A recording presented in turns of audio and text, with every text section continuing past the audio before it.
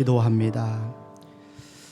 하나님은 영이시니 예배하는 자가 영과 진리로 예배할지니라. 아멘.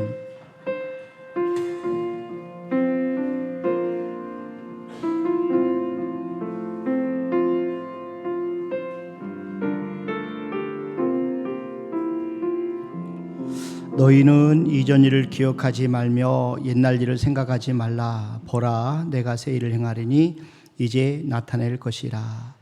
살아계신 하나님 아버지 감사합니다. 지난 한 주간도 주님 안에서 하나님 맡기신 귀한 사명들을 잘 감당하다가 이렇게 오늘 주의 날 하나님 이름으로 저희들이 각 가정에서 또 예배당에서 모여서 하나님 앞에 예배로 영광 올려드리게 하심을 진심으로 감사합니다.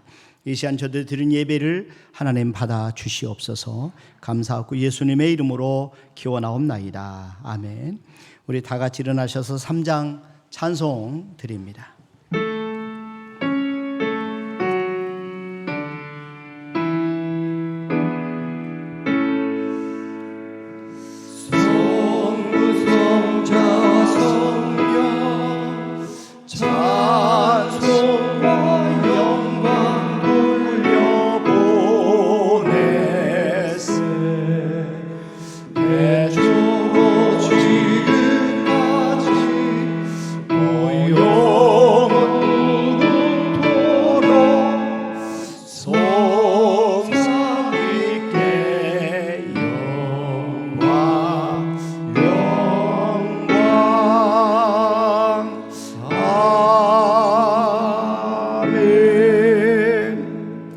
성시교독은 75번 마태복음 6장 저와 여러분들이 한 절씩 나눠서 교독하도록 하겠습니다. 제가 먼저 봉독합니다. 그러므로 내가 너에게 이르노니 목숨을 위하여 무엇을 먹을까 무엇을 마실까 몸을 위하여 무엇을 입을까 염려하지 말라.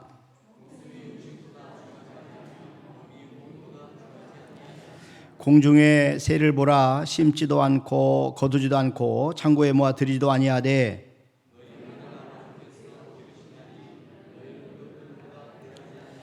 너희 중에 누가 염려함으로 그 길을 한 자라도 더 할 수 있겠느냐. 들의 백합화가 어떻게 자라는가 생각하여 보라. 그러므로 염려하여 이르기를 무엇을 먹을까 무엇을 마실까 무엇을 입을까 하지 말라.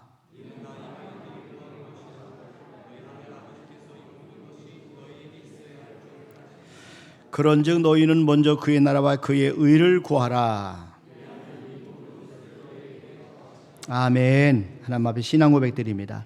전능하사 천지를 만드신 하나님 아버지를 내가 믿사오며 그 외아들 우리 주 예수 그리스도를 믿사오니 이는 성령으로 잉태하사 동정녀 마리아에게 나시고 본디오 빌라도에게 고난을 받으사 십자가에 못 박혀 죽으시고 장사한 지 사흘 만에 죽은 자 가운데서 다시 살아나시며 하늘에 오르사 전능하신 하나님 편한 데 계시다가 저리로서 산 자와 죽은 자를 심판하러 오시리라. 성령을 믿사오며 거룩한 공예와 성도가 서로 교통하는 것과 죄를 사해 주시는 것과 몸이 다시 사는 것과 영원히 사는 것을 믿사옵나이다. 아멘. 우리 앉으셔서 446장 찬송 드립니다.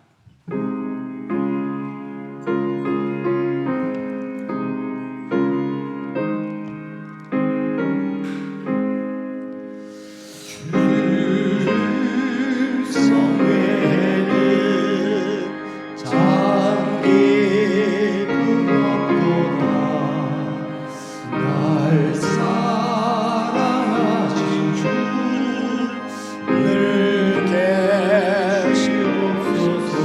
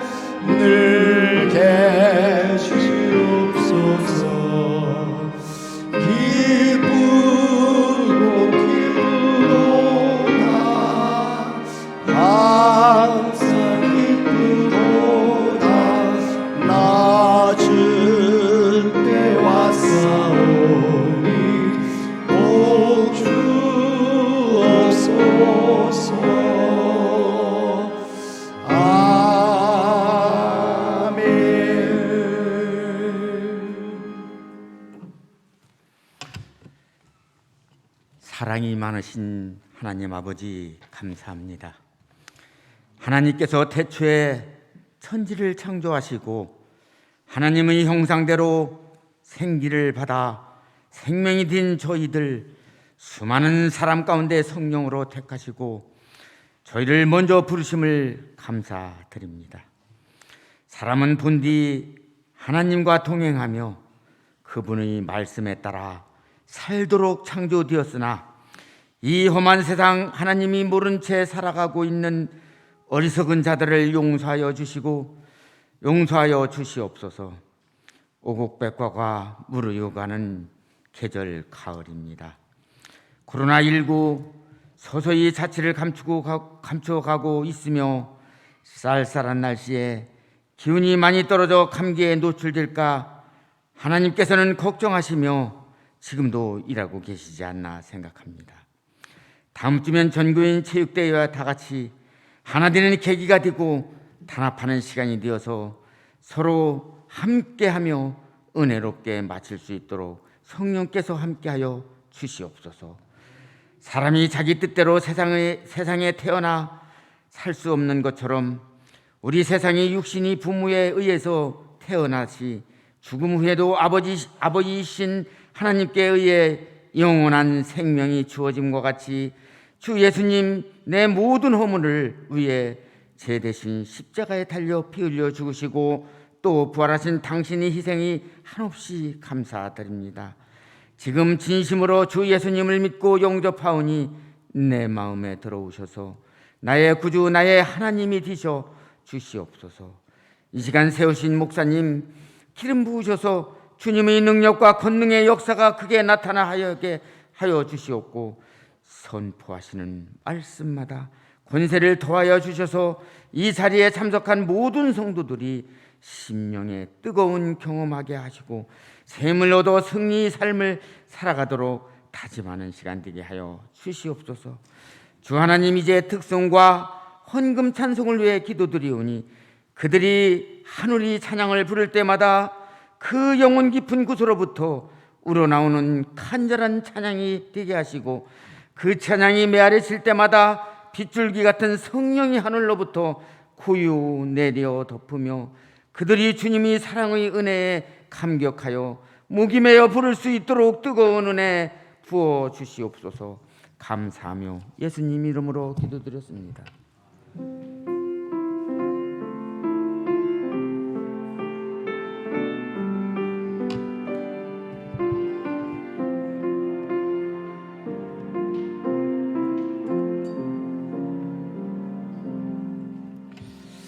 아멘. 우리 하나님의 말씀은 우리 갈라디아서 4장 4절 말씀부터 7절까지입니다. 신약 성경 제가 주는 성경은 306면에 있습니다. 갈라디아서 4장 4절부터 7절까지 저와 여러분이 한 절씩 나눠서 교독합니다. 때가 참에 하나님이 그 아들을 보내사 여자에게서 나게 하시고 율법 아래 나게 하신 것은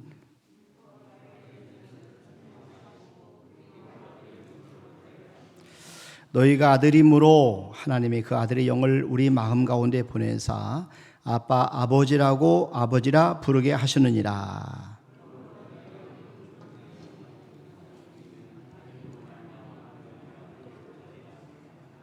아멘. 이 시간 조영은 수입사님 나오셔서 하나님 앞에 특별 찬송으로 영광 올려드리시겠습니다.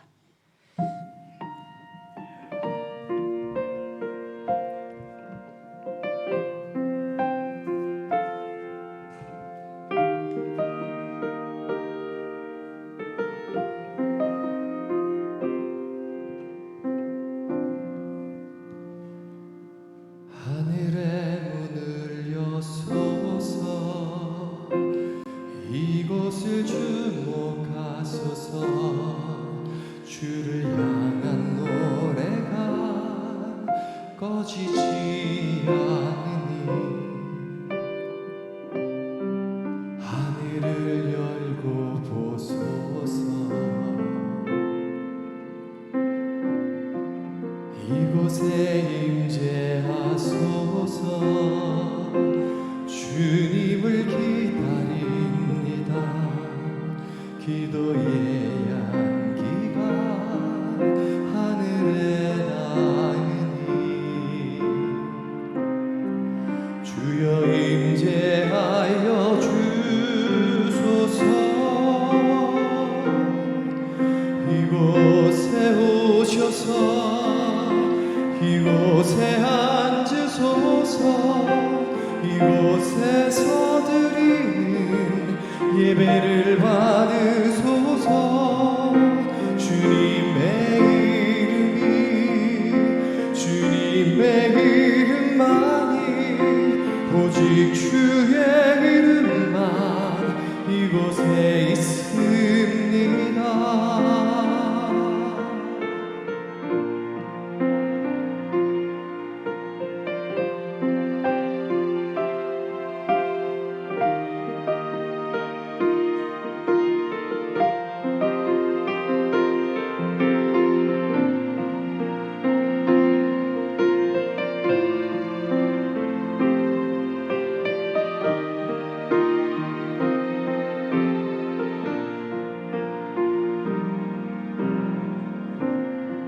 하늘의 문을 여소서. 이곳을 주목하소서. 주를 향한 노래가 꺼지지 않으니 하늘을 열고 보소서. 이곳에 임재하소서. 주님을 기다립니다. 기도의 향기가 하늘에 닿으니 주여 임재하여 주소서. 이곳에 오셔서 이곳에 앉으소서. 이곳에서 드리는 예배를 받으소서. 주님의 이름만이 오직 주의 이름만 이곳에 있습니다. 이곳에 오셔서 이곳에 앉으소서. 이곳에서 드리는 예배를 받으소서. 주님의 이름만이 오직 주의 이름만 이곳에 있습니다. 주님의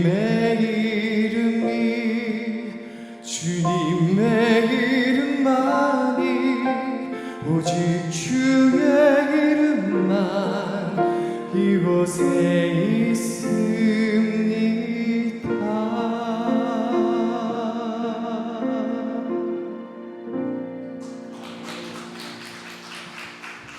아멘, 아멘. 감사합니다.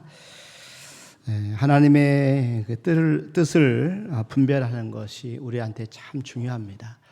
네, 하나님의 뜻을 우리가 분별하는 것과 함께 또 우리가 분별해야 될 것인데 그것은 바로 하나님의 때입니다. 이 하나님의 때, 하나님의 시간을 우리가 깨닫는 것이 참 중요합니다.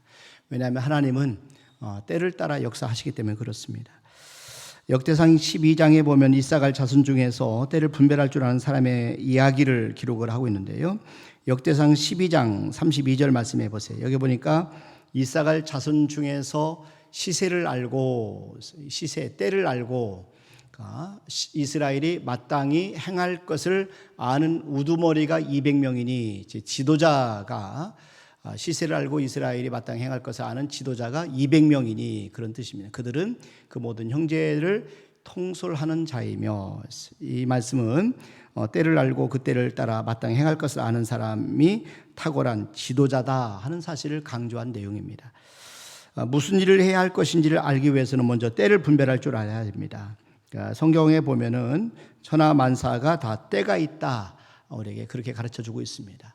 그러니까 전도서 3장에 보면 하나님이 섭리하시는 모든 일에 때가 있다는 사실을 강조를 하는데 한번 보십시오. 1절부터 범사에 기한이 있고 만사가 천하만사가 다 때가 있나니 날 때가 있고 죽을 때가 있으며 심을 때가 있고 심은 것을 뽑을 때가 있으며 죽일 때가 있고 치료할 때가 있으며 헐 때가 있고 세울 때가 있으며 울 때가 있고 웃을 때가 있으며 슬퍼할 때가 있고 춤출 때가 있으며 모든 만사에 만사가 다 때가 있다 하는 겁니다. 저와 여러분들이 하는 일 속에는 다 때가 있음을 꼭 기억하시고 우리 때를 잘 분별할 수 있기를 원합니다.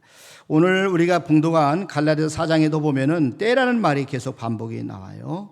자, 때 가운데 아버지가 정한 때가 있다 하는 겁니다. 4장 1절 2절을 보세요. 갈라디아서 4장 내가 또 말하노니 유업을 이을 자가 모든 것의 주인이나 어렸을 동안에는 종과 다름이 없어서 그 아버지가 정한 때까지 그랬어요. 그 아버지가 정한 때가 있다는 거죠. 그 아버지가 정한 때까지 후견인과 청지기 아래에 있나니 또 때 가운데 어렸을 때가 있고 성숙할 때가 있습니다. 3절도 보세요. 이와 같이 우리도 어렸을 때에 이 세상이 초등학문 아래에 있어서 종노릇하였더니 자 4절에도 보면 때 가운데 때가 충만히 찰 때가 있어요. 이거 보니까 때가 참에 충만히 찼다, 때가 되었다 그런 말씀입니다. 하나님의 시간이 되었다.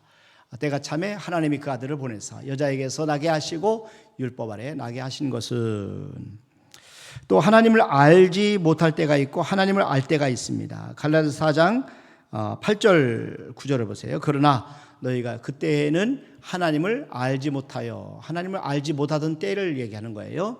그때 너희 하나님을 알지 못하여 본질상 하나님이 아닌 자들에게 종노릇하였더니 이제는 너희가 하나님을 알 뿐 아니라 하나님을 알 때가 있다는 거죠. 하나님 알 뿐 아니라 더욱이 하나님이 아신 바 되었거늘 어찌하여 다시 약하고 천박한 초등학문으로 돌아가서 그러니까 하나님을 알지 못한 때로 다시 돌아가서 다시 그들에게 종노릇하려 하느냐 그런 말씀이죠. 그러니까 우리가 성숙한 그리스도인이 되기 위해서는 하나님의 뜻과 함께 하나님의 때를 우리가 잘 분별하셔야 돼요. 그래서 왜 우리가 하나님의 때를 분별해야 되나 이것은 우리가 성경에서 몇 가지 우리가 답을 찾아야 되는데 우리가 하나님의 때를 분별할 이유는 먼저 하나님은 때를 따라 역사하시기 때문에 그렇다는 거죠. 하나님은 때를 따라 역사하셔요. 그래서 하나님의 때를 따라 역사하는 방법도 다르기 때문에 저와 여러분들이 하나님의 때를 우리가 분별해야 돼요. 다니엘서 2장 20절 21절에 보니까 다니엘이 말하여 이르되 영원부터 영원까지 하나님의 이름을 찬송할 것은 지혜와 능력이 그에게 있음이로다. 그는 때와 계절을 바꾸시며 하나님은 때와 계절을 바꾸신다는 거예요. 왕들을 폐하시고 왕들을 세우시며 지혜자에게 지혜를 주시고 총명한 자에게 지식을 주시는도다. 하나님은 때와 계절을 바꾸시고 왕들을 폐하시고 왕들을 세우시는 능력과 지혜가 하나님에게 있다 하는 겁니다. 그래서 하나님은 때를 주관하셔요. 하나님은 때와 계절을 바꾸시고 때를 따라 일하신다 하는 겁니다. 그래서 누가 지혜로운 사람이냐? 하나님의 때를 분별하고 그 때에 맞는 방식으로 일할 줄 아는 사람이 지혜로운 사람이다. 그래서 이 지혜로운 사람에 대한 말씀이 예를 들어서 단어가 나오는데 마태복음 24장 45절 여기 보면은 46절에 보면 이런 말씀이 나옵니다. 충성되고 지혜 있는 종이 되어 그러죠. 여기 보면 충성되고 지혜 있는 종이 되어 주인에게 그 집 사람들을 맡아 때를 따라 양식을 나눠줄 자가 누구냐. 주인이 올 때에 그 종이 이렇게 하는 것을 보면 그 종이 복이 있으리로다.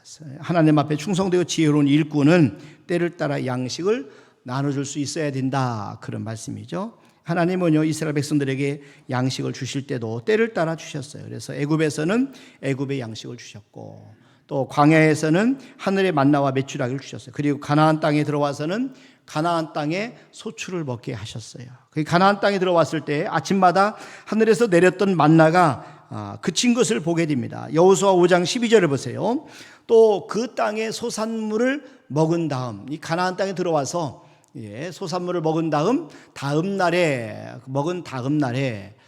만나가 그쳤으니 이스라엘 사람들이 다시는 만나를 얻지 못하였고 그 해 가나안 땅에 소출을 먹었더라. 그러니까 가나안 땅에서는 가나안 땅에 농사 지은 것을 먹었다는 얘기죠. 광야에서는 만나 메추라를 먹고 애굽에서는 애굽의 양식을 먹게 돼요. 하나님이 이렇게 때에 따라서 양식을 주셨어요. 이스라엘 민족이 가나안 땅에 들어왔을 때 이제 새로운 시대가 열린 거죠. 그래서 지도자도 모세가 지도자였던 것이 이제는 여호수아로 바뀌었어요.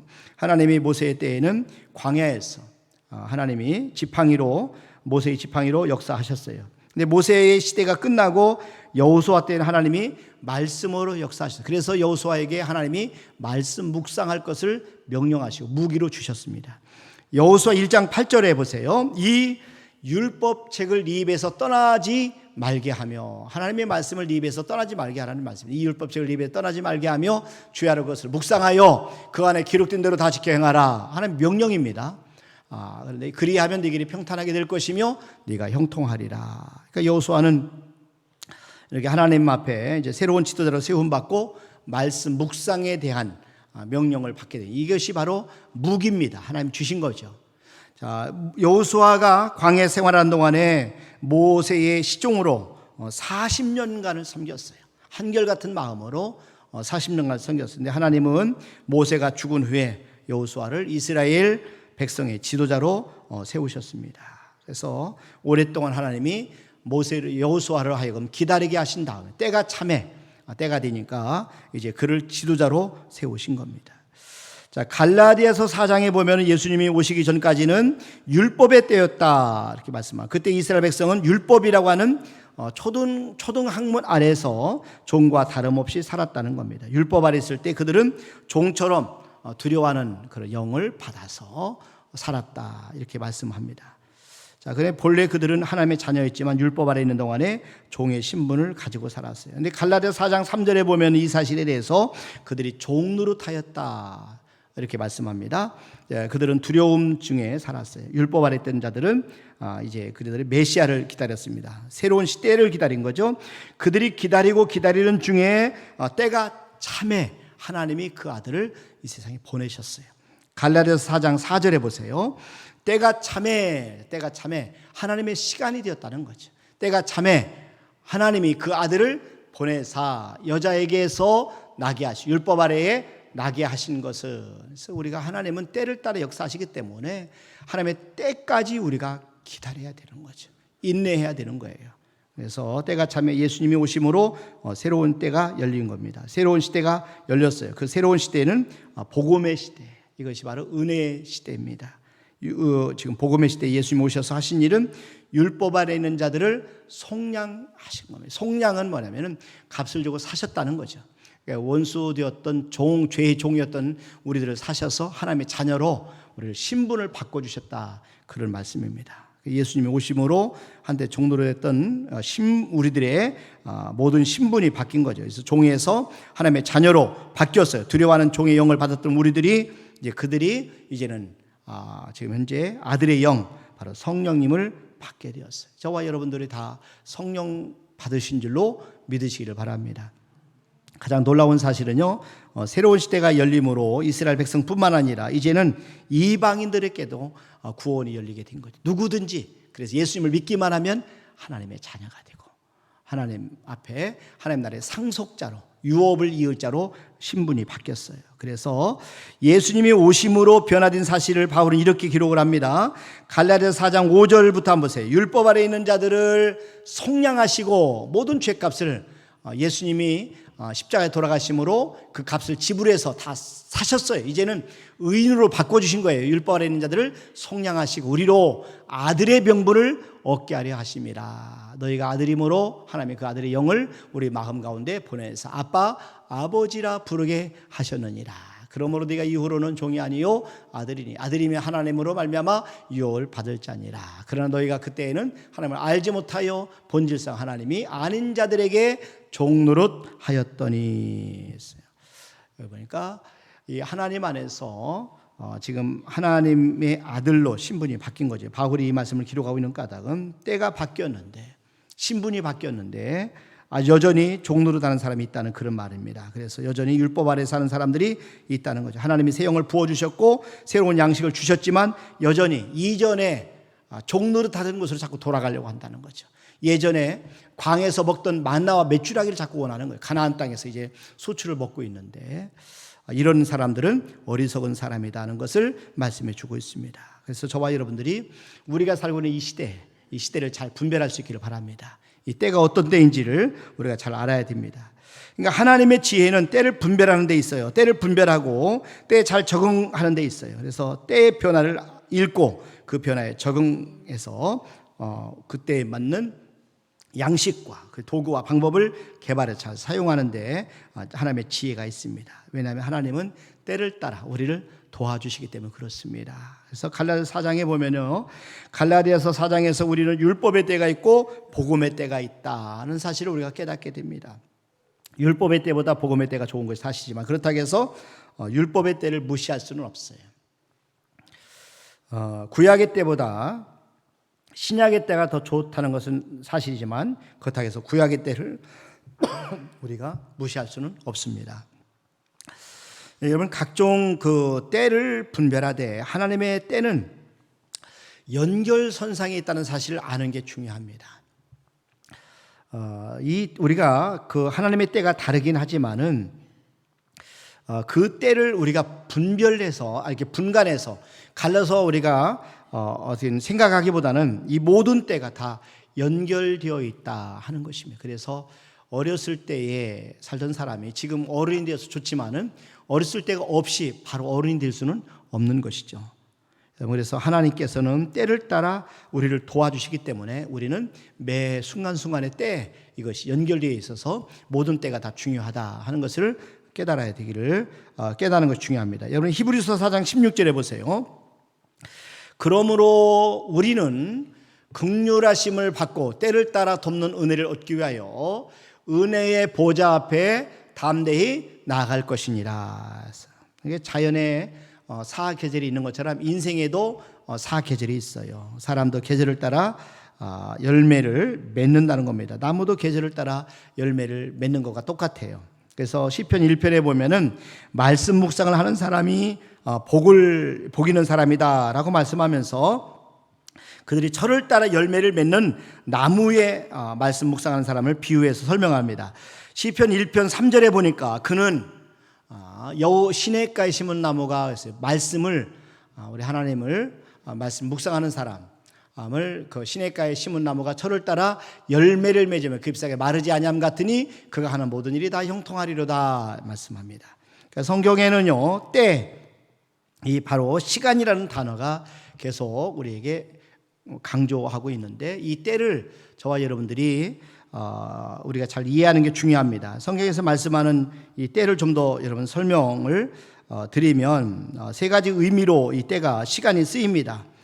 이 때라는 단어를 헬라어로 크로노스, 카이로스, 그다음에 플레루 이렇게 세 단어를 사용해서 이 시간을 설명을 합니다.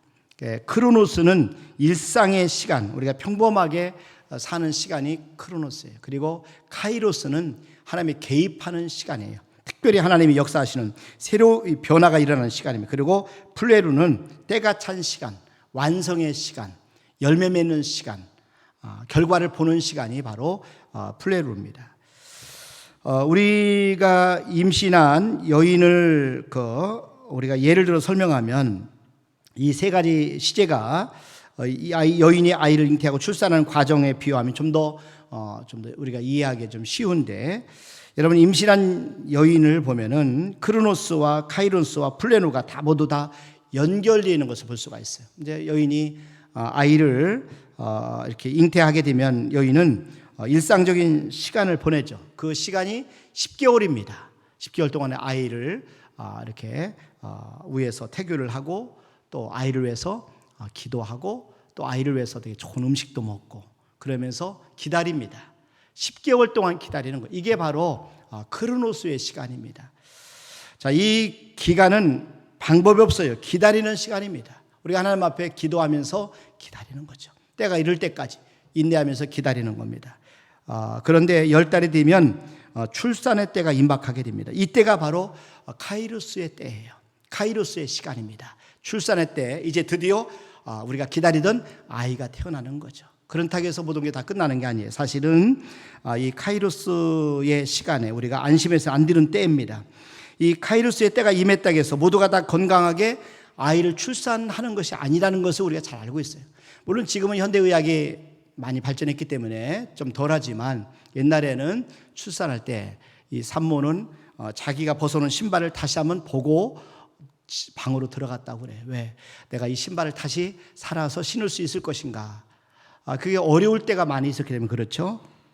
자, 이 출산의 때는 사실은 위기 때입니다. 그때 필요한 것은 은혜입니다. 아이가 잘 자리를 잡고 나올 수 있도록 하나님의 도우심이 필요하죠. 그렇기 때문에 이 카이로스 때에 우리는 하나님 앞에 도움을 청해야 돼요. 그때 하나님께서는 이 카이로스 때에도 우리를 도와주시고 우리의 기도를 응답해 주시는 거죠.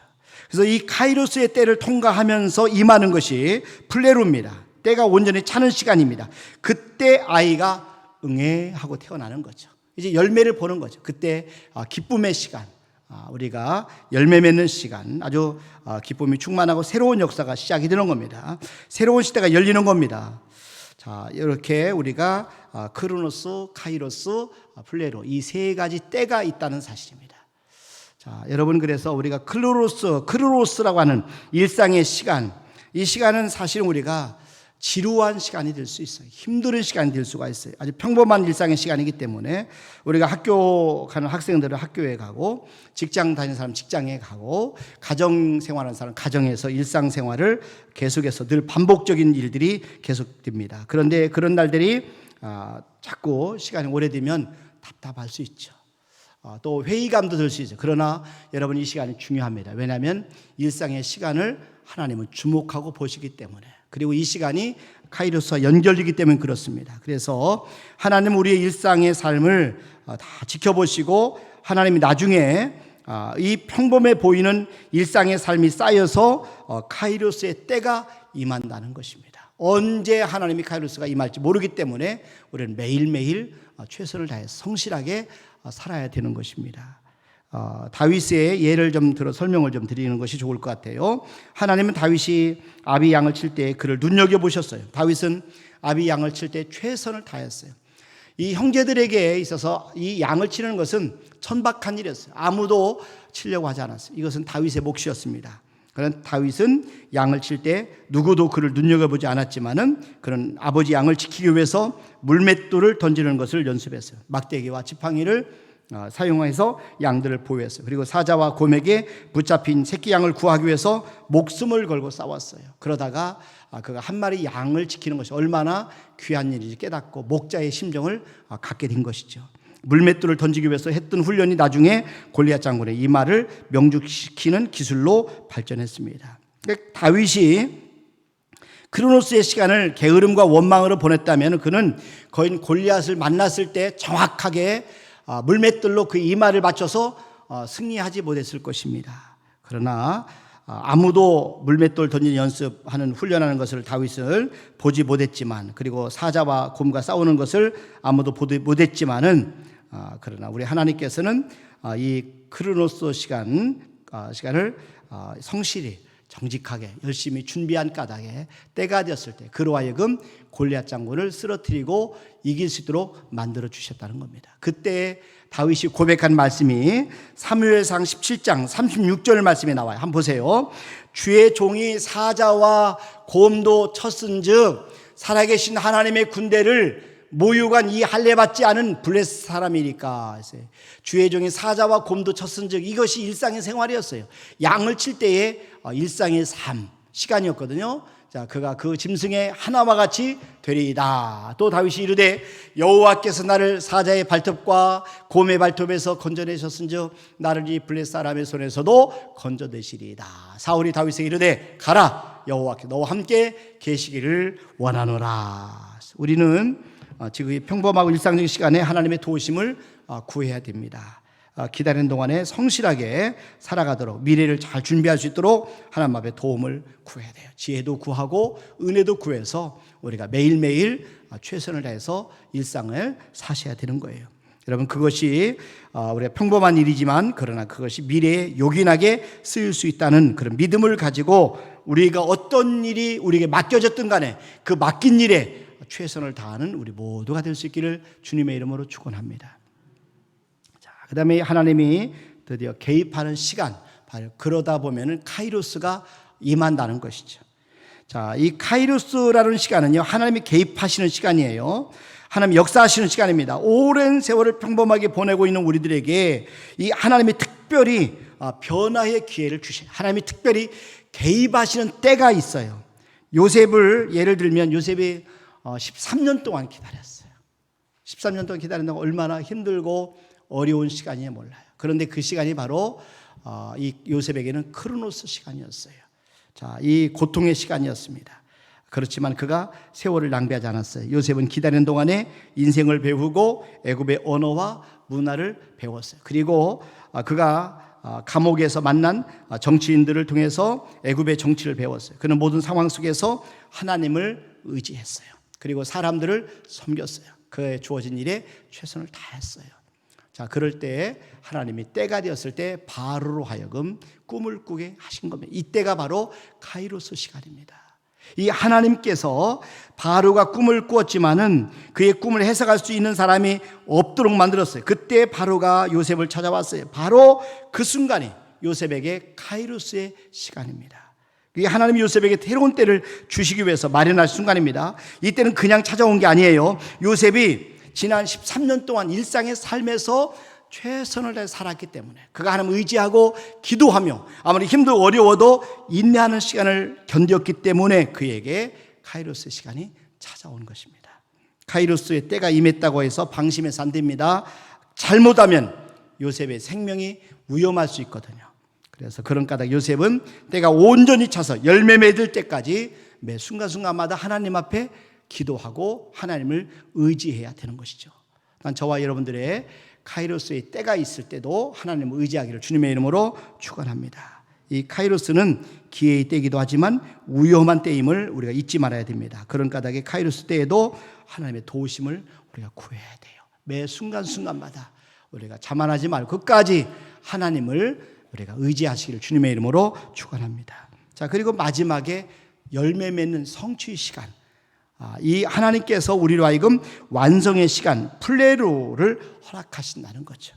여러분, 때가 찼을 때 하나님이 우리를 도와주셔요. 그래서 우리로 하여금 새 생명을 보게 하시고 하나님의 열매와 기적을 보게 하시고 이를 통해서 하나님 앞에 영광을 돌리게 하시는 겁니다.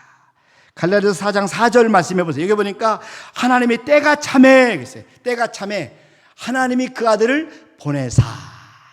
이 때가 참에 하나님이 그 아들을 보내사. 이게 바로 플레루입니다.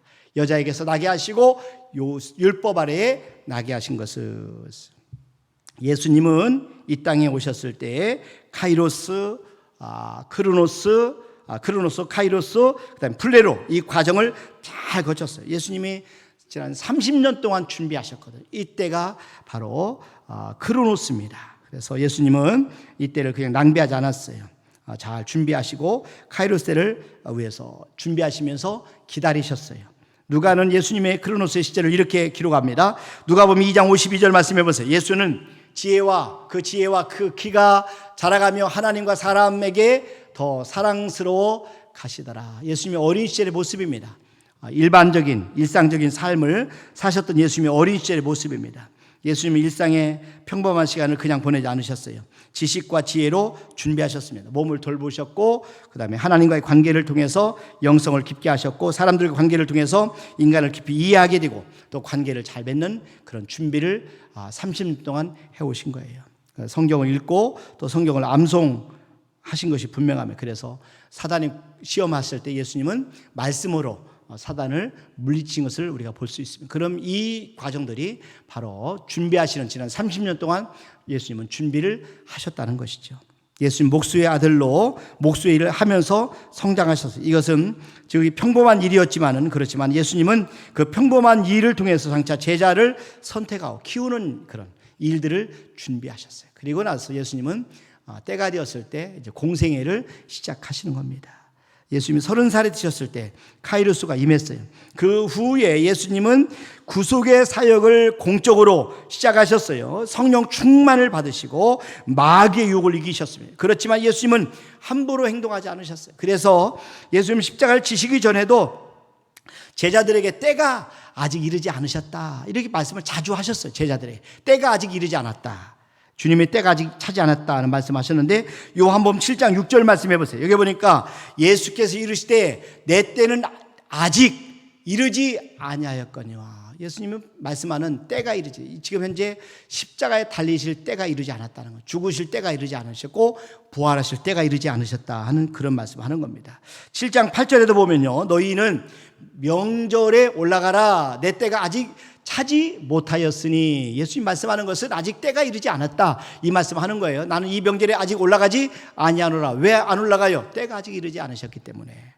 자, 그런데 요한복음 13장에 가서는 예수님이 비로소 이제 구속의 때가 찬 그때 플레루가 임박함을 느끼셨어요. 요한복음 13장 1절에 보세요. 유월절 전에 예수께서 자기가 세상을 떠나 아버지께로 올라가실 때가 이른 줄 아시고, 아버지께로 올라가실 때가 이른 줄 아시고 부활하셔서 하나님의 보좌 위에 올라가실 때가 이른 줄 아셨다는 그런 말씀이죠. 세상에는 자기 사람들을 사랑하시되 끝까지 사랑하시니라. 예수님 항상 때를 살피셨어요. 그리고 때를 따라 움직이셨어요. 여러분, 이스라엘 민족의 지도했던 모세를 우리가 잘 알고 있잖아요. 모세도 마찬가지예요. 모세를 보면은 이스라엘 민족을 구원할 때가 되었다라고 모세는 스스로 생각했어요. 그게 나이가 40살, 애굽의 모든 궁중, 학문, 지식을 다 습득한 다음 이제는 자신 있게 이스라엘 민족을 구원할 때가 됐다 생각을 했는데, 이건 하나님의 생각이 아니었어요. 그래서 모세의 생각으로 인해서 결국은 그가 애굽 사람을 쳐 죽인 것이 발각되어서 그가 미디안 광야로 도망갑니다. 그리고 40년간 하나님 앞에 준비하는 시간을 갖게 됩니다. 그 기간이 바로 크로노스의 기간입니다. 모세는 아무도 알아주지 않은 곳에서 양을 치면서 40년간 기다린 거죠. 자, 그리고 40년 되었을 때 하나님께서 모세의 삶에 카이로스로 임하십니다. 모세야 모세야, 이 불꽃 나무 가운데서 나타나셔서 떨기나무 불꽃 가운데서 그를 만나 주십니다. 하나님이 그에게 새로운 때가 왔다고 말씀하시는 겁니다. 40년 전에 꿈꿨던 민족 구원의 사명을 완수해야 될 때가 임했다, 하나님이 그렇게 말씀하시는 것이죠. 자, 그리고 80세가 되었을 때 모세는 카이로스의 시간이 온 것을 알았어요. 그렇지만 그가 카이로스의 때에 경험했던 것은 위기입니다. 바로 앞에 섰을 때 잘못하면 모세는 죽을 수 있는 그런 상황이었어요. 자, 위기를 맞아 그 과정을 거쳤을 때 드디어 출애굽되는, 정말 이스라엘 백성들의 새로운 시대가 열리는 그런 역사가 일어납니다. 사도행전은 이 사실을 이렇게 기록합니다. 사도행전 7장 30절, 40년이 참에 천사가 시내산 광야 가시나무 떨기 불꽃 가운데서 그에게 보이거늘. 이제 하나님의 때가 차니까 하나님이 모세에게 임하신 거예요. 자, 36절에 보세요. 이 사람이 백성을 인도하여 나오게 하고 애굽과 홍해와 광야에서 40년간 기사와 표적을 행하였느니라. 할렐루야. 저와 여러분들에게 반드시 플레루가 임하는 것을 믿으시길 바랍니다. 하나님의 때가 임하면 완성이 됩니다. 열매를 보게 됩니다. 하나님의 놀라운 기적을 우리 모두가 보게 될 줄로 믿습니다. 그래서 일상적이고 평범한 삶 가운데 저와 여러분들이 매일매일 성실하게 사는 것이 쉬운 것이 아닌 줄 알아요.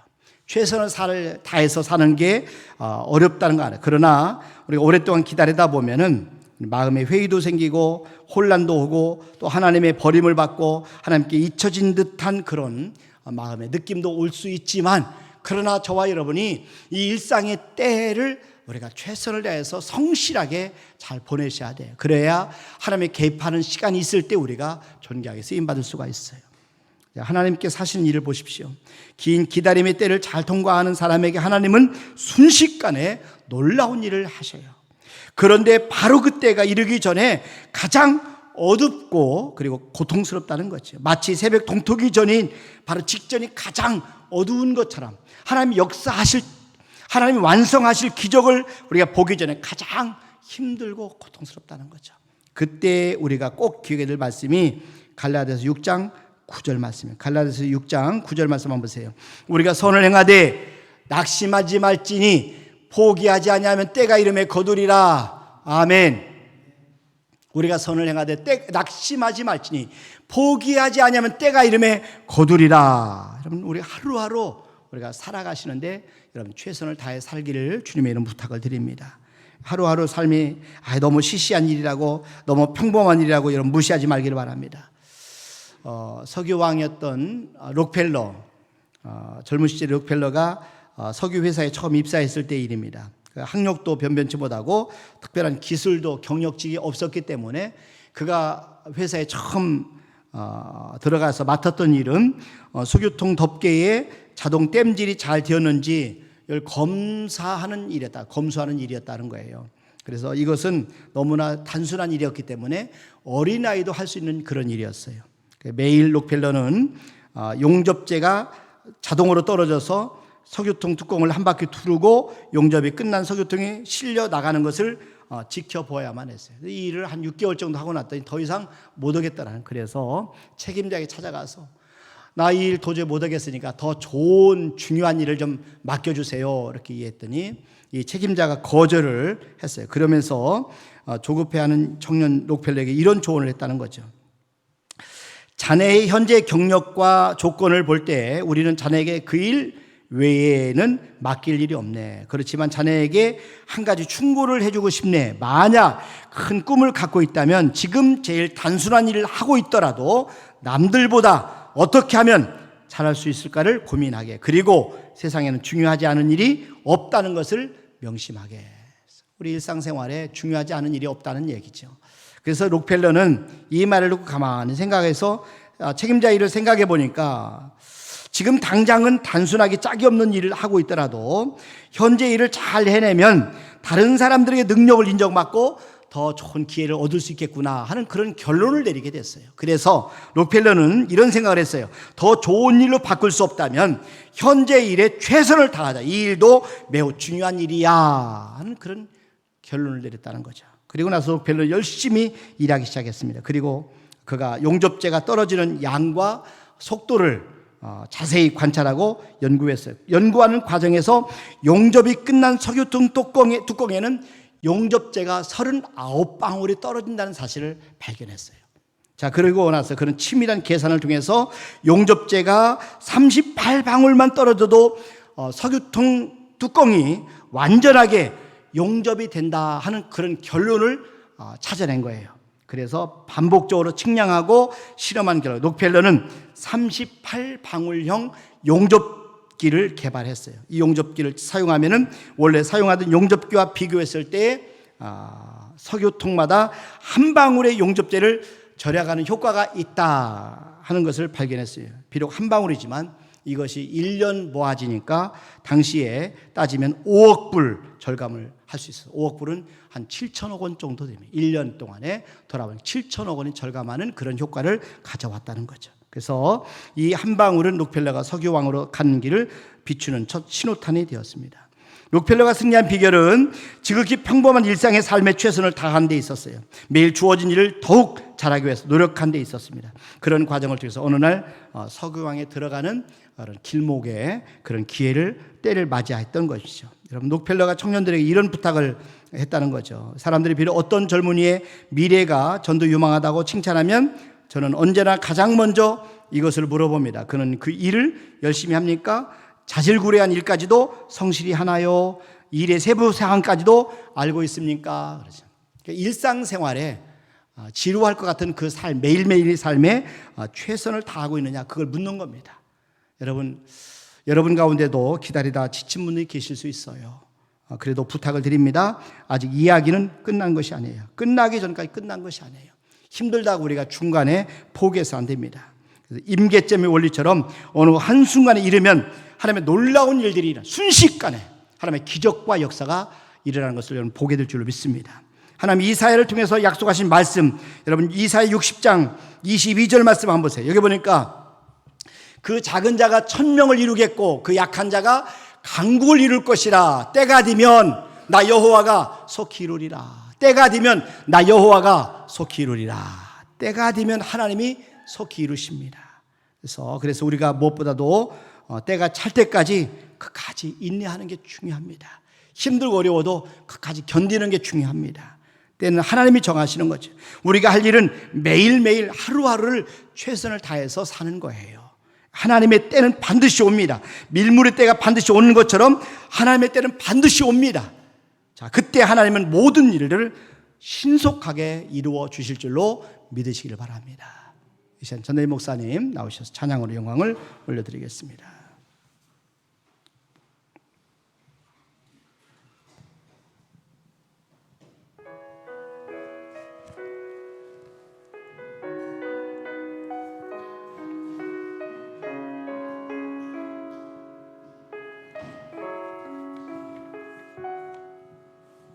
내가 받은 것 남들과 다르나 내게 주신 모든 것 난 감사하네.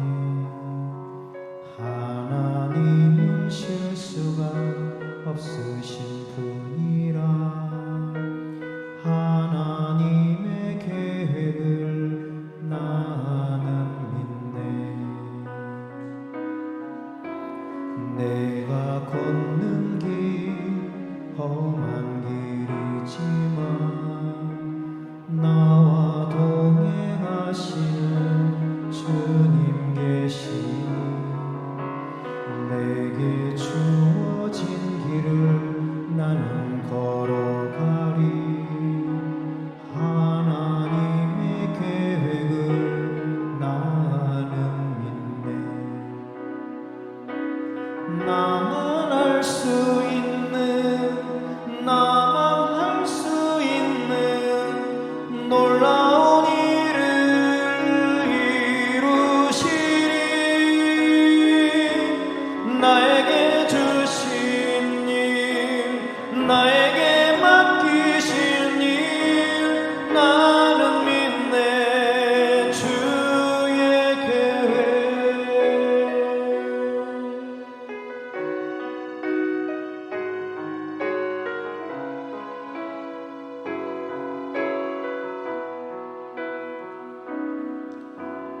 내가 걷는 길 험한 길이지만 나와 동행하시는 주님 계시니 내게 주어진 길을 나는 걸어가리. 하나님의 계획을 나는 믿네. 지금껏 나의 길이 나의 계획 아닌 선하신 주의 계획이라. 주님은 실수가 없으신 분이시니 주만 따라 난 살겠네. 나만 알 수 있는 나만 할 수 있는 놀라운 일을 이루시리. 나에게 주신 일 나에게 맡기신 일 나는 믿네. 주의 계획. 나만 알 수 있는 나만 할 수 있는 놀라운 일을 이루시리. 나에게 주신 일 나에게 맡기신 일 나는 믿네. 주의 계획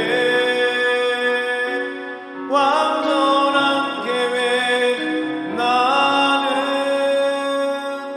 믿네.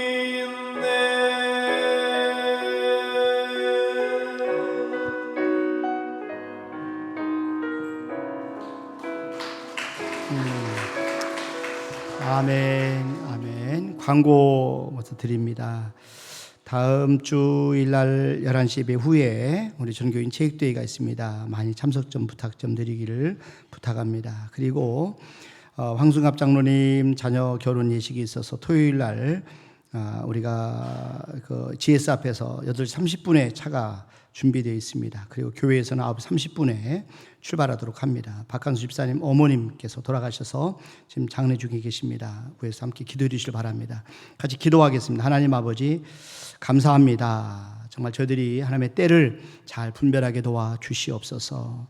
정말 하나님 우리 일상의 시간에 성실함으로 하나님의 개입하시는 그 시간까지 저희들이 잘 준비하고 인내하게 도와주시고, 하나님이 개입하시는 카이로스 시간에 저희들이 마지막 하나님 열매를 맺는 그런 시간이 될 수 있도록, 완성이 되고 성취의 시간이 될 수 있도록 하나님 앞에 날마다 의지하며 하나님의 보좌 앞에 나가도록 도와주셔서 정말 때가 이름에 하나님 놀라운 기적을 체험하게 도와주시고, 하나님 역사와 기사 표적을 저희들이 체험하게 도와주시옵소서.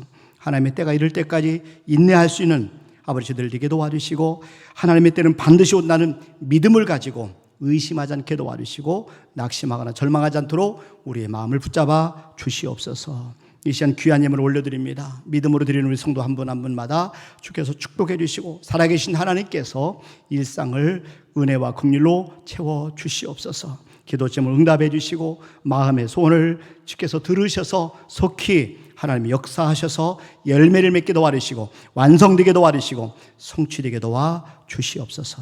감사하고 예수님의 이름으로 기도하옵나이다. 아멘. 이제는 우리 주 예수 그리스도의 은혜와 하나님 아버지의 무한하신 사랑하심과 성령님의 교통하심과 충만하심과 내주하심 역사하심이 머리새나 마피 영광을 드리는 우리 모든 성도들 위해 이제로부터 영원토록 함께 하시길 간절히 축원하옵나이다. 아멘.